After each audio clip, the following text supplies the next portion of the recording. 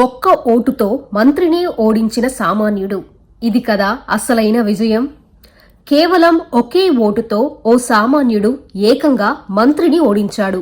మొదటిసారి పోటీ చేసిన వ్యక్తి వరుసగా 4 సార్లు విజయం సాధించిన నాయకుణ్ణి ఓడించాడు. ఎవరతను? ఆ విజయం ఎలా సాధ్యమైంది? తమిళనాడు అసెంబ్లీ ఎన్నికల ఫలితాలు పెద్ద సంచలనాన్నే సృష్టించాయి. ఈ ఎన్నికల్లో టీవీకే 10-20 సీట్లు గెలవడమే కష్టమన్నారు. సర్వేలు కూడా అదే చెప్పాయి. కానీ మే 4న వచ్చిన ఫలితాలు అన్ని అంచనాలను తలకిందులు చేశాయి. టీవీకే ఏకంగా 108 స్థానాల్లో గెలిచి ప్రభుత్వం ఏర్పాటుకే సిద్ధమైంది. పోటీ చేసిన తొలి ఎన్నికల్లోనే 34.95% ఓట్లు సాధించి టీవీకే రికార్డు సృష్టించింది. ఈ ఎన్నికల్లో ఎన్నో ఆసక్తికర ఘటనలు జరిగాయి.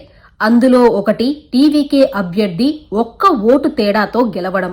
శివగంగ జిల్లా తిరుపత్తూరు నియోజకవర్గంలో తమిళగ వెట్రి కళగం టీవీకే తరపున పోటీ చేసిన శ్రీనివాస సేతుపతి డీఎంకే మంత్రి కేఆర్ పెరియ కరుప్పన్ పై కేవలం ఒక్క ఓటు తేడాతో గెలిచారు. మొత్తం 30 రౌండ్ల పాటు ఓట్ల లెక్కింపు జరిగింది.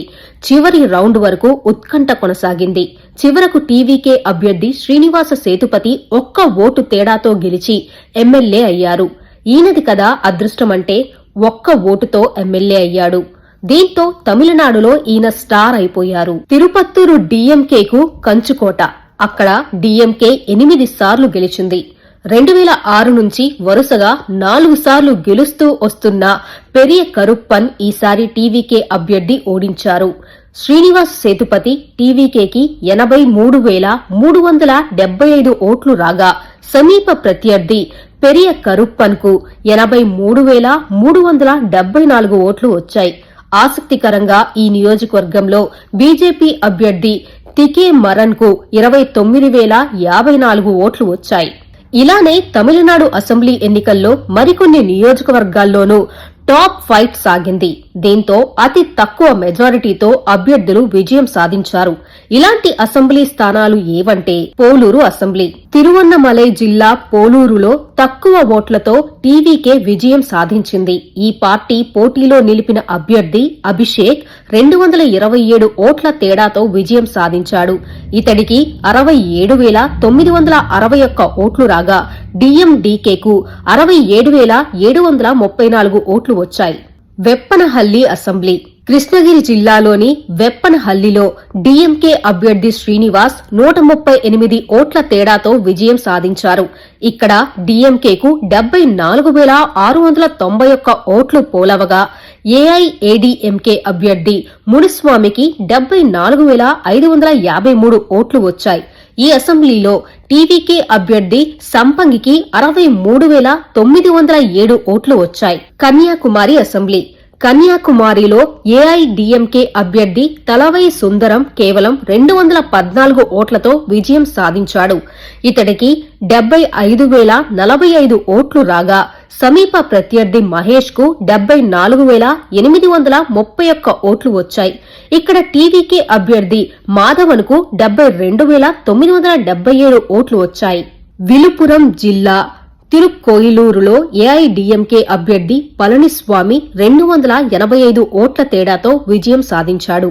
ఇతడికి 73,033 ఓట్లు రాగా టీవీకే అభ్యర్థి విజయ్ ఆర్ భరణి బాలాజీకి 72,748 ఓట్లు వచ్చాయి. ఇక్కడ డీఎంకే అభ్యర్థి పోన్ గౌతమ్ సింఘమని 62,452 ఓట్లతో 3వ స్థానంలో నిలిచారు. టీవీకే అధినేత విజయ్ మెజారిటీ ఎంత? తొలి ఎన్నికల్లోనే చారిత్రక విజయాన్ని అందుకుంది టీవీకే.